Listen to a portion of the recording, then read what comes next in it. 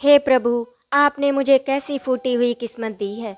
मैं किसी को भी अच्छा नहीं लगता, कोई मुझे देखना तक नहीं चाहता। मेरे अपने भी मुझसे कोसों की दूरी बनाकर रखते हैं। ये जीना भी कोई जीना है, इससे तो मौत भली। कब तक मैं इस कलंक के साथ जीऊँगा। सारी जिंदगी सबके अपनेपन और प्यार के लिए तरसता रहा हूँ। आखिर और कितना तरसूं, कितना अपनी किस्मत पर लांछन लगाऊं। हे भगवान, तुम भी तो कान्हा हो, लेकिन तुमने भी तो अपनी अदाओं से सारी दुनिया का मन मोह लिया था। फिर मैं बदनसीब अपने माथे पर ये कलंक लेकर कैसे जीऊं। माथे पर क्या, मेरे तो पूरे शरीर पर कालिक पुती हुई है। इस कालिक से कैसे छुटकारा पाऊं। ये कालिक तो काजल बनकर नैनों को सुंदर बनाता है, फिर इन्हीं आँखों में किसी का ये काला रंग क्यों चुभता है। अपने आप से बातें करता हुआ कन्हैया नदी की तरफ तेजी से कदम बढ़ा रहा था। उसकी आंखों में आंसू थे। कन्हैया ने आज निश्चय कर लिया था कि वो अपनी जान गंगा जी को समर्पित कर देगा और सारा झंझट ही खत्म कर देगा। ना रहेगा बांस, ना बजेगी बांसुरी। ये कहते कहते उसका गला भी रूंध गया। वैसे तो नज़र से बचने के लिए काला टीका लगाते हैं, लेकिन जब पूरा शरीर ही काला हो तो उससे दूर भागते हैं। हे भगवान, ये तेरी कैसी लीला है। यदि सबको एक सा रंग दिया होता तो ये नौबत ही नहीं आती। काले और गोरे में तुलना करने वाले लोग दूसरों को भद्दा और गंदा नहीं कहते। कन्हैया अपनी उलझन में उलझा हुआ नदी के किनारे पहुंच गया। तभी उसे कुछ आवाजें सुनाई दी। उसने तुरंत अपने आप को संभाला। कन्हैया बहुत ही आतुरता से चारों तरफ देखने लगा। नदी के किनारे पर बहुत सारे लोग आपस में कुछ बातचीत कर रहे थे और शोर मचा रहे हैं। इधर आओ, देखो देखो ये क्या है, किसका है। अब कन्हैया के मन में भी उत्सुकता बढ़ी। उसके कदम तेजी से उस ओर बढ़ चले जहां सारे लोग तमाशबीन बने एक टोकरी को देख रहे थे। उसमें एक बच्चा बिलक बिलक कर रो रहा था। सूरज की तेज रोशनी उसके चेहरे पर पड़ रही थी, इस कारण उसका चेहरा बिल्कुल लाल हो गया था। सब पूछ रहे थे ये बच्चा किसका है, लेकिन उसको उठाने की हिम्मत किसी में नहीं थी, क्योंकि उस बच्चे का रंग भी कृष्णा ने अपने ऊपर ही दिया था। श्याम रंग से रंगा बच्चा, उसकी आंखें गोल गोल दिखाई दे रही थी और बीच में आंखें बंद कर करके बच्चा भूख की वजह से जोर जोर से अपने छोटे छोटे हाथ पैर मारकर रो रहा था। लेकिन किसी को भी उस पर बिल्कुल भी दया नहीं आई। किसी ने ये नहीं सोचा कि उसे गोद में उठाकर चुप कराया जाए। तभी कन्हैया ने बच्चे को उठाया और गले से लगा लिया। उसके गले लगते ही बच्चा धीरे धीरे सुबक सुबक कर चुप हो गया। तभी उसने चिल्लाया, आप लोगों को शर्म नहीं आती है? बच्चा इतनी देर से रो रहा है, किसी से ये नहीं हुआ कि कोई उसे चुप कराए। तभी कन्हैया ने देखा वहाँ एक चाय वाला बैठा है। वो तुरंत चाय वाले से दूध लेने गया। चाय वाले ने पैसे मांगे तो उसने कहा, अभी तुम्हारा हिसाब कर दूंगा, पहले मुझे दूध दे दो। तुम जो कहोगे मैं वो कार्य तुम्हारा कर दूंगा। उसने फटाफट दूध लिया और उस बच्चे को चम्मच से पिलाने लगा। दूध पीकर बच्चा चुप हो गया और फिर थोड़ी देर में सो गया, क्योंकि रोते रोते वो बहुत थक गया था। दूध पीकर उसे बहुत सुकून आया। उसे देखकर कन्हैया ने गहरी सुकून की सांस ली। लेकिन लोग अभी भी उस बच्चे के अपनों को ढूंढने के लिए चारों तरफ देख रहे थे और शोर मचा रहे थे, ये किसका बच्चा है, जिसका भी हो ले जाए। लेकिन कोई वहाँ तो था ही नहीं जो उस बच्चे को लेकर जाए, क्योंकि इस बच्चे को तो जानबूझकर नदी के किनारे एक टोकरी में रख दिया गया था। शायद उसके माँ बाप ने ही उसको यहाँ रख दिया था। समस्या अभी वहाँ पर ज्यों की त्यों खड़ी थी कि कौन इस बच्चे का लालन पालन करेगा। कुछ लोगों को कन्हैया ने बुदबुदाते हुए सुना, इस बच्चे का रंग बहुत काला है, भला कौन इसे पालेगा। जब कन्हैया ने ये बात सुनी उसके तन बदन में आग लग गई। क्या शरीर की रंगत ही सब कुछ है, इंसानियत कुछ नहीं होती। तुम सबका दिल है या पत्थर, इसका यदि कोई नहीं है तो आज से मैं इसका पिता हूँ। मैं इसका लालन पालन करूँगा, ये अनाथ नहीं है। आज के बाद इसको कोई कुछ नहीं कहेगा। जब तक मैं साथ हूँ इसका कोई बाल भी बाका नहीं कर सकता। हे भगवान, ये आपकी कैसी लीला है? कहाँ तो मैं अपनी जान देने आया था और आपने तो एक जान मेरे हवाले कर दी। अब तुम ही इसको संभालने का मार्ग सुझाओ। कब जिंदगी में कौन सा मोड़ ले आओ आप ही जानो। मुझे इस कार्य को करने का साहस देना, चाहे मुझे कितनी भी मेहनत मजदूरी क्यों ना करनी पड़ी। मैं इसका लालन पालन बहुत अच्छे से करूँगा। तभी चाय वाले ने कहा, भाई मेरा हिसाब तो कर दो। उसने कहा, आज तुम्हें मेरे यहाँ पूरे दिन काम करना होगा, बर्तन झाड़ू पोछा सब करना होगा। कन्हैया ने खुशी खुशी मंजूर कर लिया। उसने धीरे से बच्चे को वहीं एक चारपाई पर सुलाकर सारे कार्य किए। उसे पिता होने का एहसास महसूस हुआ कि किस प्रकार एक पिता अपना कष्ट ना देखकर बच्चे की इच्छा को पूरा करता है। इस एहसास ने उसे अंदर तक गदगद कर दिया। चाय वाले के पास एक व्यक्ति और बैठा हुआ था। वो कन्हैया की हर हरकत पर नजर रख रहा था। बहुत जानी पहचानी सी रौबदार हस्ती लग रही थी उस इंसान की। उसका नाम घनश्याम था। बिल्कुल सफ़ेद दूधिया सी चमक उनके व्यक्तित्व में आकर्षण पैदा कर रहा था। कन्हैया अभी सोच ही रहा था कि कौन सा कार्य करूं जिससे मैं अपने बच्चे का लालन पालन अच्छे से कर सकूं। इसी कसमकस में मैं फंसा हुआ था। तभी वो व्यक्ति उसके पास आया और बोला, क्या तुम मेरे साथ चलोगे, मेरे यहाँ काम करोगे? कन्हैया चौंका। आप तो मुझे जानते भी नहीं हैं, फिर किस प्रकार आप मुझ पर विश्वास कर सकते हैं? मैं तुमको बहुत देर से देख रहा हूँ। जिस प्रकार तुमने एक अनाथ बच्चे को कुछ ही समय में अपना लिया, इससे अच्छा स्वभाव किसी इंसान का क्या होगा? मुझे तुम पर पूरा विश्वास है। क्या तुम मेरे साथ चलोगे? मैं तुम्हें अपने घर में नौकरी देना चाहता हूँ। क्या तुम मेरे घर के कार्य करोगे? जिस पर भगवान ने अपना हाथ रख दिया हो, उसकी सारी समस्या पल में हल होने लगती है। जहाँ तुमने अच्छा कार्य शुरू किया, वहीं प्रभु आपका हाथ पकड़कर सही मार्ग दिखाने लगते हैं। साहब, किसी भी प्रकार का कार्य, आप जो भी कार्य करने को बोलेंगे, मैं खुशी खुशी कर लूँगा, क्योंकि मेरे ऊपर एक और जान का सवाल है। देखो कन्हैया, प्रभु ने हमें एक जैसे नाम भी दिए हैं। तुम्हारा नाम कन्हैया है और मेरा नाम घनश्याम। हम एक ही प्रभु के दो नाम हैं।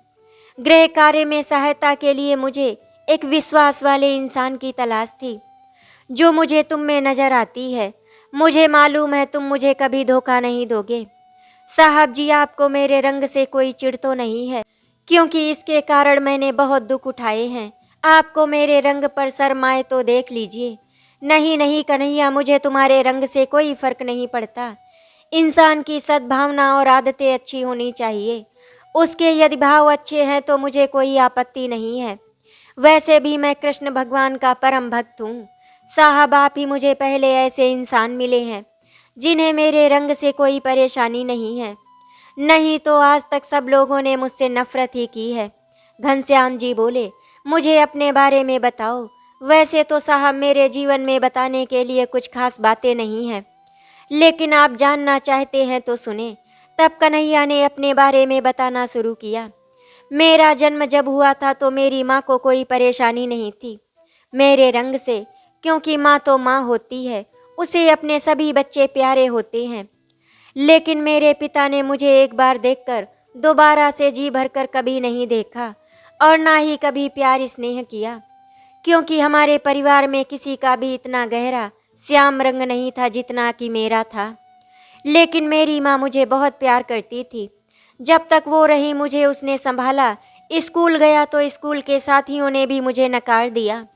सब मुझे काला कौवा कहकर चिढ़ाते थे, जिस कारण पढ़ाई से जल्दी ही मेरा मन उठ गया और तहस में आकर गलत निर्णय लिया। मैंने अपमान के कारण अपनी पढ़ाई छोड़ दी। पिता के साथ धीरे धीरे दुकान पर बैठने लगा। मैं बाहर के काम ही करता था, जिससे पिता की नज़रों में कम ही रहता था। मेरा छोटा भाई बहुत ही सुंदर है, गोरा चिट्ठा, बिल्कुल राजकुमार जैसा। मेरे पिता उससे बहुत प्यार करते थे और उसकी पढ़ाई लिखाई भी बहुत अच्छी तरह से हुई। वो पढ़ लिख कर अच्छी नौकरी पर लग गया। जब हम शादी लायक हुए तो मेरी माँ ने मेरे लिए रिश्ते तराशने शुरू किए, लेकिन मेरा गहरा रंग देखकर सब मुझे नापसंद कर जाते और यदि कोई रिश्ता आता तो वो लोग मेरे छोटे भाई के लिए हाँ करके जाते। इससे मुझसे और ग्लानि महसूस होने लगी। जब बहुत दिनों बाद भी मेरा रिश्ता नहीं हुआ तो पिताजी ने छोटे भाई का रिश्ता तय कर दिया और उसकी शादी हो गई। कुछ दिनों बाद एक गरीब घर से जिसकी मजबूरियां थी, उस घर की लड़की मुझसे शादी करने के लिए तैयार हो गई। लेकिन शादी के कुछ दिनों के बाद ही वो मुझे छोड़कर अपने पुराने प्रेमी के पास लौट गई और मुझे बोल कर गई, तुम जैसे काले आदमी के पास मैंने मजबूरी में शादी की थी, क्योंकि मेरे पिताजी मुझे अपने प्यार से शादी नहीं करने देते। लेकिन तुम्हारे पास आकर मैं फ्री हो गई हूँ और मैं वहाँ जा रही हूँ, उसके पास जिसे मैं पसंद करती हूँ। मेरा दुख मेरी माँ को सहन नहीं हुआ। कुछ दिनों बाद मेरी माँ बहुत बीमार हुई, जिस कारण वो मुझे छोड़कर चली गई। वही मेरा पूरा ध्यान रखती थी, मेरा दुख उससे देखा नहीं जाता था। इसी गम में उसने अपने प्राण त्याग दिए। पिताजी का कारोबार भी धीरे धीरे कम हो गया। अब मैं छोटे भाई और उसकी बीवी पर निर्भर हो गया। जो थोड़ा बहुत काम आता था उसी से ही अपनी जीविका चलाता था। लेकिन अब काम भी धीरे धीरे घाटा होकर खत्म हो गया। कुछ दिनों बाद मैं अपने छोटे भाई और उसकी बीवी की नज़रों में चुभने लगा। उसकी बीवी ने मेरे ऊपर छेड़खानी का गलत आरोप लगाकर मुझे घर से निकलवा दिया। मैं उसे अपनी बहन समझता था और उसने मुझ पर इतना गंदा आरोप लगाया। छी, सोचकर भी मुझे घिन आती है। ये दुनिया बहुत मतलबी है, अपनी बात मनवाने के लिए कितना भी नीचे गिर सकती है। लोग बेहयाई का पर्दा आंखों पर डाल लेते हैं। पिताजी चाहे मुझे पसंद नहीं करते थे, लेकिन था तो उनका ही बेटा। वो नहीं चाहते थे मैं दर बदर भटकूं, जमाने की ठोकर खाऊं। इस आरोप के बाद उन्होंने भी मुझे घर से जाने के लिए कह दिया। कहा, जाओ चुल्लू भर पानी में डूब मरो और मेरी नज़रों से दफा हो जाओ। अपने भाग्य को कोसता हुआ मैं घर से निकल गया। मरता क्या ना करता, ये कलंक लेकर मैं जी नहीं सकता था। अपने आप से मुझे और अधिक नफरत हो गई। शरीर का रंग तो पहले ही काला था, अब मेरे चरित्र पर भी काले दाग लग गए। इस कलंक को मैं बर्दाश्त नहीं कर पा रहा था। इस कारण मैं अपने आप को डुबोने के लिए नदी की तरफ जा रहा था। और आगे का तो आपको पता ही है। वैसे साहब जी, आप वहाँ कैसे आए थे? इतनी छोटी चाय की टपरी पर आपको देखकर हैरानी हुई। कन्हैया, इस नदी में मैंने अपने पिताजी की अस्थियां विसर्जित की। जब मैं परेशान होता हूँ तो इस नदी के किनारे आकर बैठ जाता हूँ और यहाँ की चाय मुझे बहुत पसंद है। यहाँ मुझे अपनी समस्या का भी समाधान मिल जाता है। मैं परेशान था और तुम्हें देखकर मुझे अपनी समस्या का हल मिल गया। घनश्याम जी ने उसे अपनी गाड़ी में बैठने के लिए कहा। कन्हैया के मन में चल रहा था, अभी छोटी सी जान और मैं, हम दोनों ही साथी हैं, एक दूसरे का सहारा बनेंगे। अब यही मेरा सब कुछ है। भगवान ने शायद मुझे एक पिता के रूप में ये कार्य करने के लिए सौंपा है। इसकी जिम्मेदारी मैं हर प्रकार से निभाऊंगा, चाहे मुझे इसके लिए कुछ भी सहना पड़े। किसी को इसकी ज़रूरत नहीं होगी, लेकिन मैं इसके लिए एक आदर्श पिता बनकर दिखाऊंगा। घनश्याम जी बोले, तुम्हें हमारे घर की पूरी देखरेख करनी है, यही तुम्हारा कार्य है। तुम्हें जो भी कार्य दिया जाए उसे अपना समझकर करना, बस यही तुम्हारा कार्य है। कन्हैया पीछे पीछे घनश्याम जी के साथ हो लिया और बोला, आज से मेरी जिंदगी आपके हवाले, आप जैसा कहो। आप मालिक, मैं नौकर। जिस रूप में रखना चाहोगे उस रूप में रहूँगा। मुझसे कभी भी आपको धोखा नहीं मिलेगा, मैं आपको वचन देता हूँ। घनश्याम जी बोले, मुझे तुम पर पूरा विश्वास है, इसलिए तुमसे ये कार्य करने के लिए कहा है। घनश्याम जी ने उसे अपनी गाड़ी में बैठने के लिए कहा। कन्हैया हिचकते हुए गाड़ी में बच्चे के साथ बैठ गया। इतनी बड़ी बड़ी गाड़ियाँ उसने चलते हुए देखी थी। इतनी शानदार गाड़ी में बैठना ही उसको सपना पूरा होने जैसा लग रहा था। आराम से बैठो कन्हैया, नहीं तो बच्चे को तकलीफ होगी। साहब, आप मेरी चिंता नहीं करें, मैं ठीक हूँ। और कहो कन्हैया, इस बच्चे का नामकरण कब करोगे? बस साहब, मंदिर में दर्शन कर इसका नाम उन्हीं के नाम पर रख दूंगा। ये वैसे भी उन्हीं की देन है, मेरे अंधेरे जीवन में एक रोशनी का दीपक बनकर आया है। ठीक है, रास्ते में ही मंदिर पड़ता है, मैं वहाँ गाड़ी रोक देता हूँ, इसी बहाने प्रभु के दर्शन कर लूँगा। दोनों मंदिर पहुँच गए। पंडित जी ने तुरंत घनश्याम जी को पहचान लिया। उन्होंने उनके सम्मान में खड़े होकर उनका अभिवादन किया। नहीं पंडित जी, आप क्यों हाथ जोड़ रहे हैं? हम मंदिर में प्रभु के सामने आए हैं, तो हाथ तो हमें जोड़ने हैं। आप हमारे एमएलए हो, आपकी वजह से हमें सभी सुविधाएं प्राप्त हैं। ऐसा ना कहें, आप हमारे पूजनीय हैं। आप सदैव अपना आशीर्वाद हमें देते रहें। आशीर्वाद तो आपको भगवान का मिला हुआ है। इतने सज्जन व्यक्ति को भगवान हमेशा खुश रखे। पंडित जी, ये कन्हैया है, हमें इसके बच्चे का नामकरण करना है। पंडित जी कोई अच्छा सा नाम सुझाएं। पंडित जी बोले, प्रभु के दरबार में आए हैं तो इनके नाम से अच्छा और क्या नाम होगा। आज से इसका नाम मोहन है। कन्हैया ने भी खुशी जताई। उसके बच्चे का नाम आज से मोहन हो गया। गर्दन नीचे झुकाकर कन्हैया ने पंडित जी का आभार व्यक्त किया। घनश्याम जी ने पंडित जी को दक्षिणा दी और वहां से चल दिए। दोनों गाड़ी में बैठकर चल दिए और एक सुंदर सी शानदार हवेली के सामने जाकर गाड़ी रुकी, जिसे देखकर कन्हैया पहले तो बहुत अचंभित हो गया कि हम इतने बड़े घर में रहेंगे क्या। इस बच्चे की वजह से मेरी किस्मत बदल गई है। मैं अपनी किस्मत पर और इस बच्चे पर नाच करने लगा कि शायद भगवान ने मेरे लिए कुछ और ही लिखा है। किस राजा के घर में भेज दिया। दरबार ने दरवाज़ा खोला और घनश्याम जी को सलाम किया। कन्हैया भी उनके पीछे पीछे चल दिया। घर में कदम रखते ही कन्हैया को ऐसा लग रहा था जैसे किसी जन्नत में आ गए हैं। सफ़ेद संगमरमर का फर्श, हरी हरी घास का कालीन घर के चारों तरफ बिछा हुआ था। कन्हैया को ऐसा लगा मैं रेशमी वस्त्र पर चल रहा हूँ। घनश्याम जी ने कहा, तुम पानी पियो और बैठो, मैं अभी आता हूँ, और जिस चीज़ की ज़रूरत हो यहाँ बता देना। कन्हैया ने पानी पिया और बच्चे को भूख लग रही थी तो उसने वहाँ खड़े व्यक्ति से कहा कि मुझे थोड़ा दूध चाहिए। कन्हैया अचंभित होकर पूरा घर देखने लगा। एक से एक खूबसूरत चीज़ वहाँ पर मौजूद थी जो कन्हैया ने कभी देखी भी नहीं थी। उसने तो सपने में भी ये सब नहीं देखा था। थोड़ी देर बाद घनश्याम जी लौट कर आए और उसे सर्वेंट क्वार्टर की तरफ ले गए और कहा, आज से तुम यहीं रहोगे। कन्हैया को आज अपना घर पाकर बहुत खुशी हो रही थी। एक छोटे से कमरे में ही उसने अपनी दुनिया बसाने की ठान ली।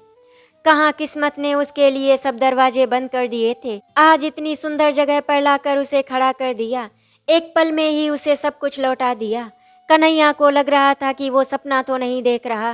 क्या ये सब कुछ सच में हो रहा है? उसने अपने आप को चुटकी काटी और महसूस किया कि नहीं, ये सब कुछ सच है। कन्हैया की बाँखें खिल गईं, आंखों से खुशी की बूंद निकल आई, जिसे उसने अपनी हथेलियों से पोंछा। अपने नए घर का स्वागत किया और सोचा कि अब मेरे रोने के दिन गए, अब मैं और मेरा बेटा हमेशा खुश रहेंगे। तभी घनश्याम जी के अन्य नौकर ने कन्हैया के लिए कुछ कपड़े। कन्हैया ने कहा, मालकिन की एक पुरानी साड़ी मिल जाए तो आपका भला होगा। नौकर ने साहब से कहा तो उन्होंने साड़ी का इंतजाम करा दिया। कन्हैया ने साड़ी से बच्चे के लिए झूला बनाया और उसमें बच्चे को लिटा दिया।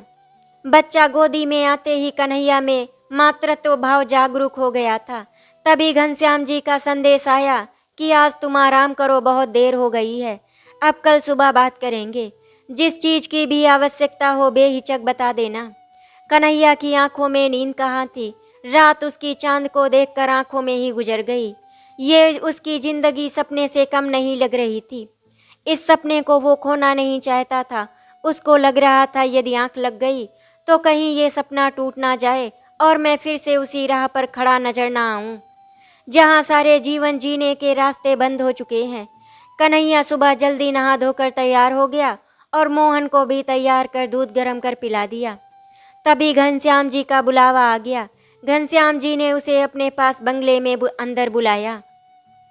रागिनी देखो, ये तुम्हारा ध्यान रखेंगे, अपनी पत्नी से अवगत कराते हुए घनश्याम जी ने कहा। घनश्याम जी की कोई औलाद नहीं थी। अभी कुछ दिनों पहले ही घनश्याम जी की पत्नी रागिनी गर्भवती हुई। बहुत सालों बाद खुशी ने उनके यहाँ दस्तक दी थी। उसी की देखभाल के लिए वो कन्हैया को लाए हैं। वो नहीं चाहते थे कि अब की बार कुछ भी ऊंच नीच हो और उनकी पत्नी और उन्हें परेशानी उठानी पड़े। जो खुशी की दस्तक उनके जीवन में हुई है वो उनके हाथों में खेले और उनका जीवन माता पिता बनकर सफल हो जाए। वो कन्हैया को सारे काम समझाकर दिमागी रूप से फ्री हो गए। अब उनकी पत्नी की देखभाल अच्छे से होगी और वो आराम कर सकेंगी। कन्हैया ने रागिनी जी को नमस्ते किया। कन्हैया को देखकर रागिनी को कोई भी खुशी नहीं हुई। लेकिन समय की नजाकत को समझते हुए उस समय चुप रही। कन्हैया के जाने के बाद उन्होंने अपने पति घनश्याम से कहा कि कन्हैया को वापस भेज दें। घनश्याम जी ने कहा, ये बहुत विश्वास पात्र है, इसको मैं इस तरह से नहीं भेज सकता। ये मेरे भरोसे पर ही आया है, इस तरह से बीच भंवर में इसको नहीं छोड़ सकता। रागिनी ने घनश्याम जी से कहा, आपसे बेशक काम पर रख लो, लेकिन कोशिश करना कि मेरे सामने ना आए, क्योंकि मैं अपना बच्चा गोरा चिट्ठा और स्वस्थ चाहती हूँ। मैंने सुना है गर्भावस्था में जिस रंग रूप को देखो बच्चे पर इसका प्रभाव पड़ता है। ये सब बातें कन्हैया सुन रहा था, लेकिन कुछ नहीं बोला। घनश्याम जी बाहर आकर उसे सारे कार्य समझाने लगे। कन्हैया ने घनश्याम जी से कहा, आप फिक्र मत करो, मैं मालकिन के सामने नहीं जाऊंगा और उनके पीछे से ही सारे काम जिम्मेदारी से संभाल लूंगा। नहीं नहीं कन्हैया, ऐसी कोई बात नहीं है, बस ऐसी सुनी सुनाई बातों पर विश्वास करती है, उस कारण उसने ये बात कही। कोई बात नहीं साहब जी, मेरी मालकिन की यही मर्जी है तो ऐसा ही होगा। उनके आराम के लिए ही तो आप मुझे लाए हैं। ठीक है कन्हैया, जैसी तुम्हारी मर्जी। और घनश्याम जी ने कन्हैया को सारे काम अच्छे से बताए। कन्हैया पर दो दो जिम्मेदारी आ गई। वो पूरे दिन घर में करने वाले सभी कार्य देखता, सभी का दिन भर ध्यान रखता और बीच बीच में मोहन को जाकर देखता, क्योंकि अभी बहुत छोटा था, कभी भी रोने लगता था।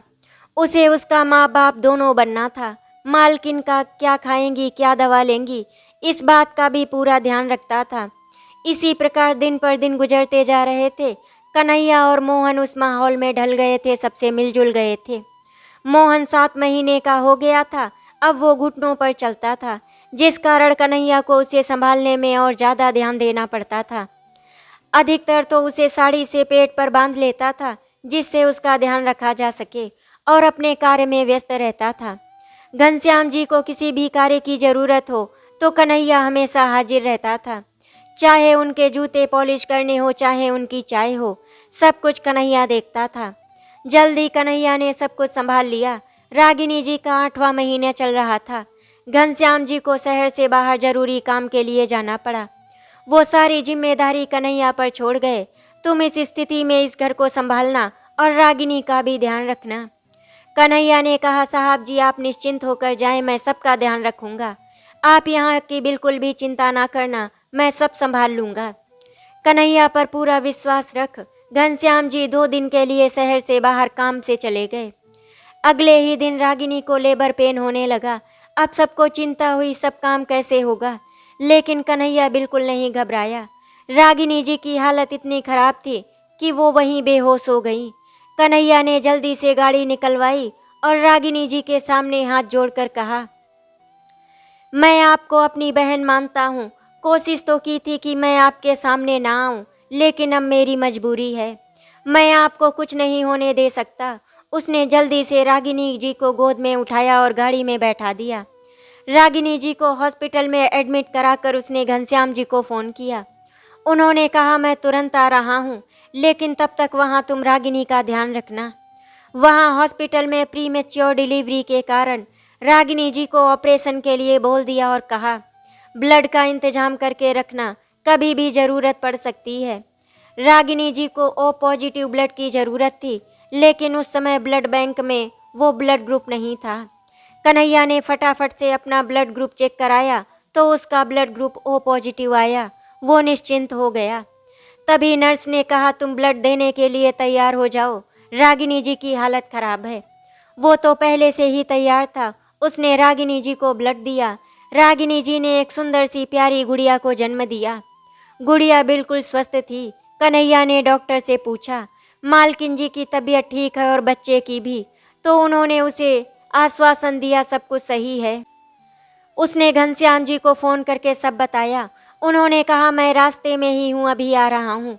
बच्चे की खबर सुनकर घनश्याम जी बहुत खुश हुए। आते ही घनश्याम जी रागिनी जी के कमरे में गए और देखा बच्चा और माँ दोनों स्वस्थ हैं। डॉक्टर ने बताया यदि कन्हैया नहीं होता तो रागिनी जी की तबीयत बिगड़ सकती थी। ये सुनकर रागिनी जी को अपने आप पर शर्मिंदगी महसूस हुई। उन्होंने कन्हैया को बुलाकर अपने किए पर शर्म महसूस की। कन्हैया ने हाथ जोड़कर मालकिन का शुक्रिया अदा किया। आप इस तरह से ना कहिए, आप ठीक हैं तो मेरे लिए इससे बढ़कर और कोई बात नहीं है। मैं साहब जी की बात रख पाया, यही मेरे लिए बहुत है। अब उसे अपने बच्चे की चिंता हुई। वो जल्दी से घर की तरफ बढ़ा, क्योंकि वो अपना बच्चा औरों के हवाले सौंप कर आया था। अब मोहन को कन्हैया की आदत हो गई थी। उसको देखते ही खुश हो गया और उसकी गोदी में आने के लिए तड़पने लगा। जल्दी से कन्हैया ने मोहन को गोदी में लिया और उसे शांत किया। मोहन कन्हैया को ऐसे देख रहे थे जैसे कितने दिनों के बाद उसको मिला हो। काफी रात हो चुकी थी और मोहन सोने का नाम नहीं ले रहा था। कन्हैया ने अपनी मीठी आवाज में उसको लोरी सुनाई, जिसे सुनते ही मोहन गहरी नींद में सो गया। कहते हैं ना, भगवान हर किसी को कुछ न कुछ विशेषता देते हैं। कन्हैया को भी बहुत मधुर आवाज से नवाजा था। जब वो लोरी गाता था तो सब मंत्र मुग्ध हो जाते थे। मोहन को सुलाकर कन्हैया भी सो गया। रागिनी जी को हॉस्पिटल से छुट्टी मिल रही थी। घनश्याम जी ने कन्हैया से कहा, तुम घर में सब तैयारी देख लेना। साहब जी, आप जरा भी चिंता ना करें, आपको जैसा चाहिए वैसा ही घर की सजावट होगी। कन्हैया ने पूरा घर सफ़ेद फूलों से सजाया। रागिनी जी और बच्ची का अभिनंदन करने के लिए उसने सारी तैयारियां कर दी।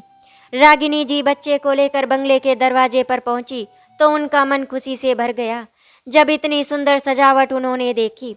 एक तरफ गोदी में सुंदर चंचल मोहिनी खेल रही थी और ऊपर से सफ़ेद फूलों की सजावट मन में सुंदरता भर रही थी। ऐसा लग रहा था आज चांदनी स्वयं धरती पर उतर कर आई हो और मेरे घर को सुशोभित कर रही है। रागिनी जी ने अपनी गुड़िया का नाम मोहिनी रखा था। चांद की तरह सुंदर थी, सफ़ेद चितवन, लाल गुलाबी होंठ और गाल, मानो लगता था कोई आसमां से परी उतर आई हो। रागिनी जी कन्हैया की एहसान मंद थी, क्योंकि उसकी वजह से मोहिनी का जन्म बिना परेशानी के हो सका। गुलाबों की पंखुड़ियों की बौछार के साथ रागिनी जी का स्वागत हुआ, लेकिन कन्हैया उनके सामने नहीं आया। रागिनी जी का मन बेचैन हुआ। जिसने उनकी इतनी मदद की उसी को उन्होंने गलत समझा।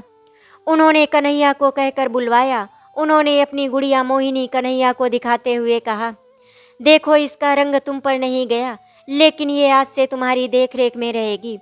इसकी देखरेख अब तुम्हें ही करनी होगी। रागिनी जी उसके सुंदर हृदय को पहचान चुकी थी। कन्हैया बहुत खुश हो गया और कहा, मालकिन आप बिल्कुल भी चिंता ना करें, मैं मोहिनी का बहुत अच्छे से ध्यान रखूंगा। दोनों बच्चे समय के साथ बड़े होने लगे। जब रात को कन्हैया लोरी सुनाता तभी मोहिनी सोती थी। उसकी आवाज़ उसके कमरे तक जाती थी। जब तक कन्हैया लोरी नहीं सुनाता मोहिनी भी सोती नहीं थी। कन्हैया की आवाज़ थी ही इतनी मीठी कि सब उसकी लोरी का इंतजार करते थे। कन्हैया का रंग सांवला होने के बावजूद भी मोहिनी कन्हैया के पास बहुत खुश रहती थी। वो भी बाबा बाबा कहती थी। मासूम बच्चों को किसी के रंग भेद में अंतर नहीं पड़ता, उनको तो सिर्फ प्यार से मतलब होता है। कन्हैया उसकी हर बात का ध्यान रखते थे। मोहन अपने बाबा की हर बात मानता था और कन्हैया भी मोहन और मोहिनी दोनों बच्चों को अपनी जान से ज़्यादा प्यार करता था।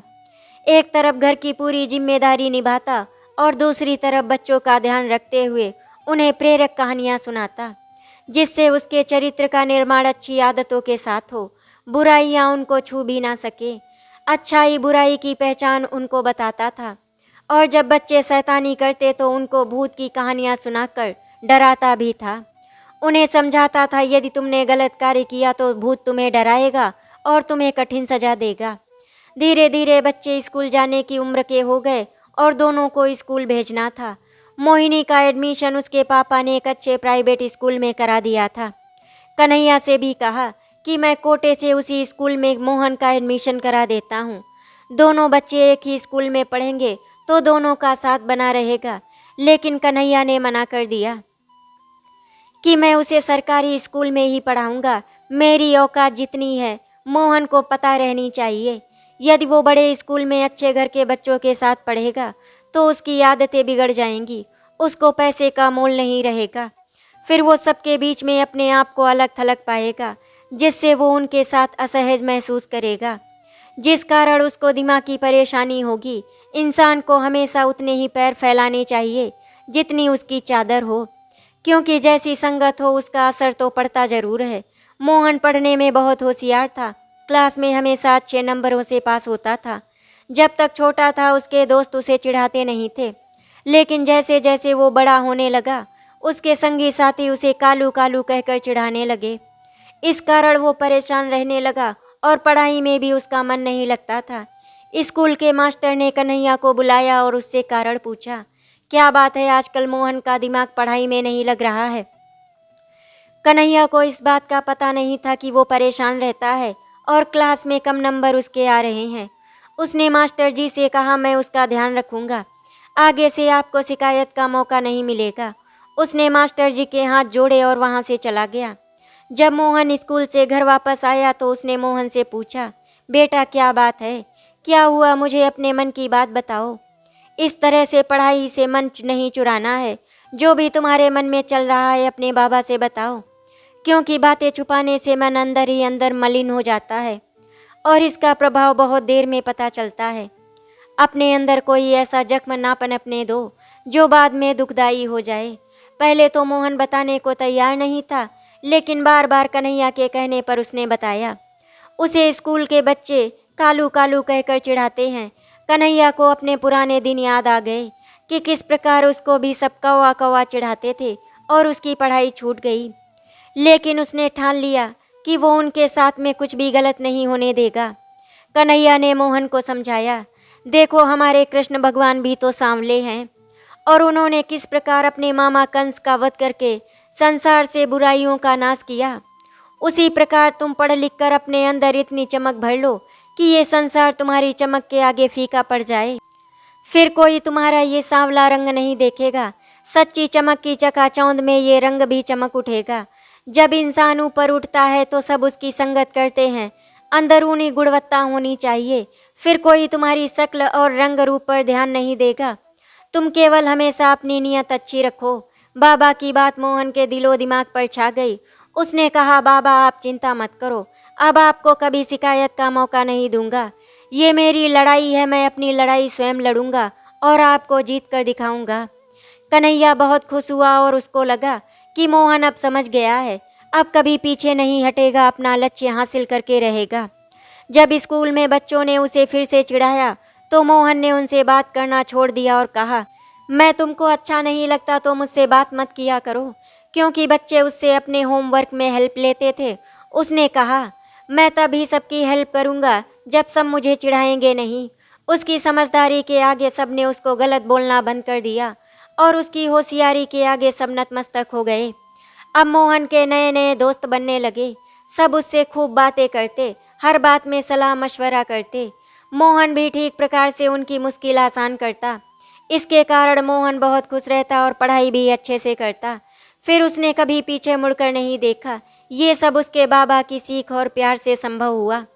कन्हैया और मोहन दोनों एक दूसरे के सुख दुख के साथी बन चुके थे। मोहन पढ़ाई के साथ साथ बाबा की भी मदद करता था। कन्हैया की उम्र भी थकने लगी थी। मोहन ने कहा, बाबा कुछ दिन और, फिर आपको कोई काम नहीं करने दूंगा। कन्हैया कहता, तू मेरी चिंता मत कर, अपनी जिंदगी की ऊंचाई छुओ। आपने सारी जिंदगी मुझे संभालने में लगा दी। मुझे जरा भी बुखार आता था, आप मेरी फिक्र में रात भर जागकर मेरी देखभाल करते थे। मेरे बाबा तो आप ही हो, मैं तो केवल तुम्हारा बेटा हूँ, उनका नहीं जिन्होंने मुझे नदी किनारे छोड़ दिया था। मैंने तुम्हें इसीलिए बताया था, तुम्हें सच्चाई का पता रहना चाहिए। हाँ बाबा, तुमसे ही मेरी पहचान है। ये कहकर दोनों एक दूसरे के गले लग गए। मौसम बदल रहे हैं, ऋतुएं बदल रही हैं। मोहन और मोहिनी दोनों बड़े हो रहे हैं। दोनों पढ़ाई कर अपना अपना मुकाम हासिल करने का प्रयास कर रहे हैं। मोहन का न्यूरो सर्जन बनने का सपना है। एक दिन कन्हैया ने मोहन को बोला, बेटा कोई ऐसी विशिष्ट सर्जरी भी होती है जिससे रंग साफ हो जाए। मोहन ने कहा, बाबा आज आपको इस रंग से परेशानी हुई है, आप तो हमेशा मेरा आत्मविश्वास बढ़ाते आए हो। आज आप इस सांवले रंग को गोरे रंग में क्यों तब्दील करना चाहते हैं? ये तो गॉड गिफ्ट है जो भगवान ने हमें रंग दिया है। ये हमारे हाथ में नहीं है, हमारे लिए यही सही है। कुछ सोचकर समझकर ही प्रभु ने दो रंग बनाए हैं। यदि सांवला रंग ना हो तो गोरे रंग की भी कोई पहचान नहीं। नहीं मोहन, तुम गलत समझ रहे हो। तुम्हारे पास तो मैं हूँ, तो मैंने तुम्हें समझा दिया। लेकिन कुछ बदनसीब मेरे जैसे भी होते हैं जिनको इस रंग के कारण बहुत शर्मिंदगी सहनी पड़ती है। बाबा ये तो सबको समझना होगा, ये प्रभु की माया है और प्रभु ने ही हमें इसके लिए चुना है। हम अपने आप से कोई रंग नहीं चुनते और भगवान की दी हुई चीज़ कभी बुरी नहीं होती।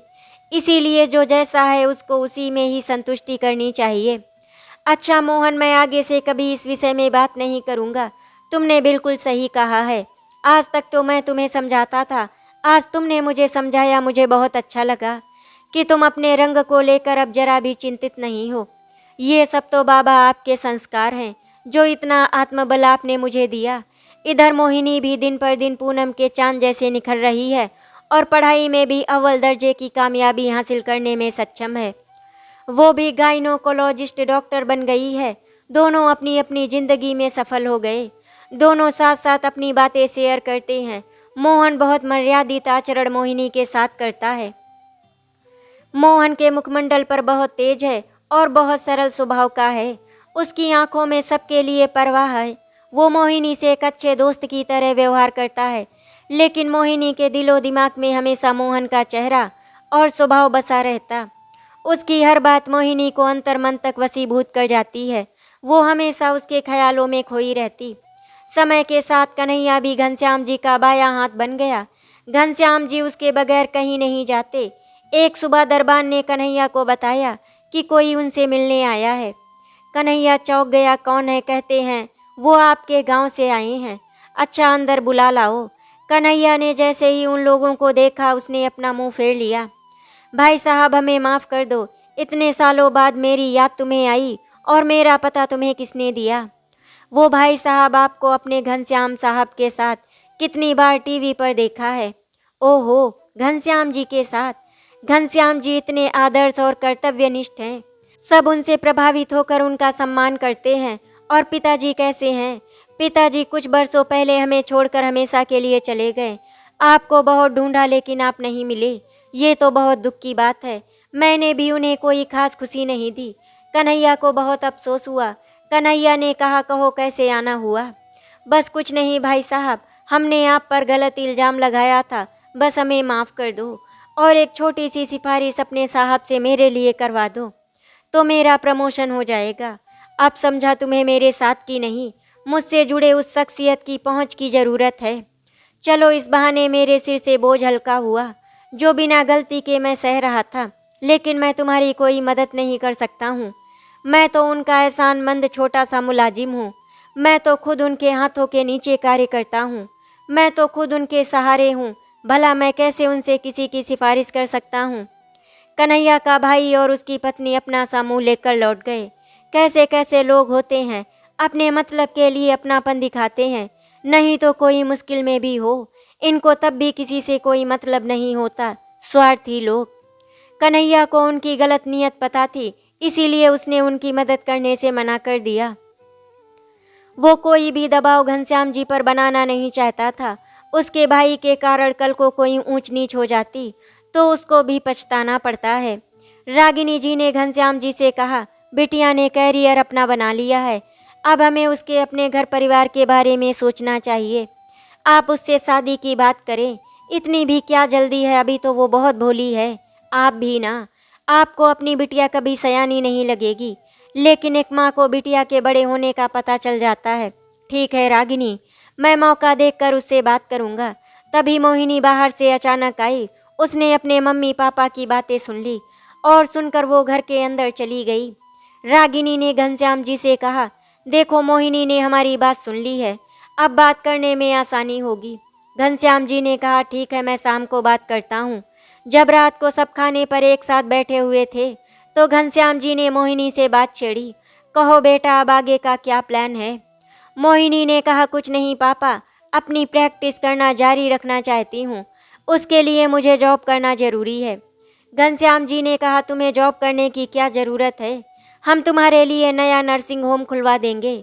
नहीं पापा, पहले मैं नौकरी कर अपनी प्रैक्टिस अच्छे से करना चाहती हूँ और अधिक सीखना चाहती हूँ, फिर मैं अपना क्लिनिक खोलूँगी। घनश्याम जी ने कहा, ठीक है, जैसी तुम्हारी मर्जी। और बताओ, अपनी ज़िंदगी के बारे में तुमने क्या सोचा है? कब तक शादी करने का प्लान है? मोहिनी ये बात सुनकर थोड़ी शर्मा गई और बोली, आप इस बारे में फ़िक्र मत करो। क्यों ना फ़िक्र करे बेटा, ये हमारी जिम्मेदारी है कि तुम अच्छे घर में सेटल हो जाओ। यदि तुमने किसी को पसंद कर रखा है तो वो भी हमें बता सकती हो। मोहिनी थोड़ा हिचकी, लेकिन उसने शर्म से आंखें झुकाकर पापा को हाँ में जवाब दिया। ओहो, तो हमारी बेटी ने किसी को पसंद कर रखा है, और हम तो ऐसे ही परेशान हो रहे थे। अच्छा बेटी बताओ वो कौन है और हमें कब उससे मिलवा रही हो? मोहिनी बोली, आप सभी लोग उसे जानते हैं, मैंने जिसे पसंद किया है। आपको भी मेरी पसंद पसंद आएगी। घनश्याम जी और रागिनी जी की उत्सुकता बढ़ने लगी। ऐसा कौन सा इंसान है जिसको हम जानते हैं और हमारी बेटी पसंद करती है? हमें इस बारे में कुछ भी मालूम नहीं। बेटी साफ साफ बताओ कौन है, उसे हम जल्दी ही मिलना चाहते हैं। मोहिनी बोली, मैं मोहन को बहुत पसंद करती हूँ और आप लोग भी उसे पसंद करते हैं, मैं जानती हूँ। ये सुनकर रागिनी जी थोड़ी बेचैन हुई और कहने लगी, नहीं, तुम मेरी इतनी सुंदर बेटी और कहाँ मोहन? उसका रंग तो बहुत सांवला है, मैं अपनी बेटी के साथ ऐसे इंसान की जोड़ी नहीं बना सकती। मोहिनी ने कहा, माँ, आपके मंदिर में कृष्ण भगवान जी की मूर्ति है, आप उनसे प्यार करती हो या नहीं? पहले मुझे इस बात का जवाब दो। रागिनी ने कहा, वो भगवान है और मैं उन्हें बहुत मानती हूँ। उनमें मेरी बहुत अटूट श्रद्धा है, वो मेरा हर कार्य करने में मेरा साथ बनाए रखते हैं। मोहिनी ने कहा, जैसे आपको अपने सांवले कृष्ण कन्हैया पर भरोसा है, उसी प्रकार मैं अपने मोहन पर पूरा भरोसा करता हूँ। वो मेरी आँखों का काजल बनेगा और मुझे किसी प्रकार का कष्ट नहीं होने देगा। मैं उसकी आदतों से अच्छी तरह वाकिफ़ हूँ। मैं किसी अनजान इंसान से शादी नहीं कर सकती, क्योंकि मैं मोहन को शुरू से ही पसंद करती हूँ। शुरू से ही वो मेरी आत्मा में बस चुका है, जैसे आपकी आत्मा में आपके कृष्ण कन्हैया बसे हुए हैं, उसी प्रकार मोहन भी मेरे दिल में बस चुका है। मोहिनी की ये बातें सुनकर रागिनी जी ने उसकी हाँ में हाँ मिलाई और घनश्याम जी ने भी कहा, ठीक है बेटी, तुम्हें जो पसंद है हम उससे ही तुम्हारा विवाह करा देंगे। मोहन तो वैसे भी बहुत सुलझा हुआ इंसान है, कामयाब भी है, इसीलिए मुझे कोई आपत्ति नहीं है। मैं कल ही कन्हैया से इस बारे में बात करता हूँ। सुबह होते ही घनश्याम जी तैयार होकर कन्हैया से मिलने निकल गए। कन्हैया ने दूसरा अपना घर ले लिया था। कन्हैया ने देखा कि घनश्याम जी आए हैं। साहब जी, आप क्यों आए? आप मुझे बुला लेते। कन्हैया, आज से क्या तुम मेरे संबंधी बनने को तैयार हो? कन्हैया बोला, साहब जी, आप ये क्या कह रहे हैं? वो एकदम से अचंभित हो गया। हाँ कन्हैया, सही कह रहा हूँ, मैं अपनी मोहिनी के लिए तुम्हारे मोहन का रिश्ता चाहता हूँ। तुम मोहन से बात करके बता देना। साहब जी, ये कैसे हो सकता है? मोहिनी बिटिया मेरे घर की बहू बने, मैं ये सपना भी नहीं देख सकता। ये सपना नहीं है कन्हैया, ये सच है। एक बार तुम खुद मोहिनी से पूछ लेना और मोहन का भी जवाब बता देना। तभी मोहन वहाँ आ जाता है और कन्हैया मोहन से वही पूछता है, बेटा, क्या तुम मोहिनी को अपनी जीवन संगिनी बनाओगे? मोहन घनश्याम जी को और कन्हैया को देखता रह जाता है। बाबा, आप जैसा सही समझो वैसा करे, मुझे आपकी हर बात मंजूर है। मोहन फूला नहीं समा रहा था, वो एकदम से घनश्याम जी को देखता रह गया और उनसे हाँ में गर्दन हिला दी। घनश्याम जी कन्हैया के गले मिले और रिश्ता पक्का कर दिया। घनश्याम जी के जाने के बाद कन्हैया ने मोहन से एक बात कही, देखो, अच्छे आचरण के कारण ही मोहिनी बिटिया जैसी बहू हमारे घर आएगी। उसे हमेशा खुश रखना और उसे कभी किसी प्रकार का दुख मत होने देना। बाबा, ये सब आपके संस्कार हैं। गुलाब के फूलों से सारा घर सजाया गया। अग्नि को साक्षी मानकर और बड़ों के आशीर्वाद से राजी खुशी दोनों परिणय सूत्र में बंध गए। मोहिनी और मोहन की धूमधाम से शादी हो गई। दोनों सुखपूर्वक रहने लगे। मोहन भी डॉक्टर की उपलब्धि में मशहूर हो गया। एक दिन उसके सम्मान के लिए एक स्वागत समारोह का आयोजन किया गया। पूरा परिवार उस स्वागत समारोह में शामिल हुआ। घनश्याम जी भी रागिनी को लेकर वहां पहुंचे। माइक पर मोहन को पुकारा गया कि हमारे शहर के एमएलए के दामाद और हमारे डॉक्टर मोहन जी का मंच पर स्वागत है। मोहन तुरंत माइक के पास गया और बोला, पहले मैं अपने बाबा कन्हैया का बेटा हूँ, उसके बाद घनश्याम जी का दामाद हूँ। मेरी पहचान मेरे कन्हैया बाबा हैं। उन्हीं की वजह से आज मुझे ये सफलता और सम्मान प्राप्त हुआ है। उन्होंने ही इस काले रंग को सफलता की चमक के आगे फीका कर दिया, मेरे जीवन में स्वर्णिम प्रकाश फैला दिया। मंच पर कन्हैया ने अपने बाबा को बुलाया और जो फूलों का हार और इनाम मोहन को दिया गया, उसने अपने बाबा के हाथों में देकर आशीर्वाद प्राप्त किया और कहा, जिसका ऐसा बाबा हो उसको कभी जीवन में पछताना नहीं पड़ेगा। वो हमेशा सफलता की सीढ़ियां चढ़ता रहेगा। चारों तरफ तालियों की गड़गड़ाहट गूंजने लगी।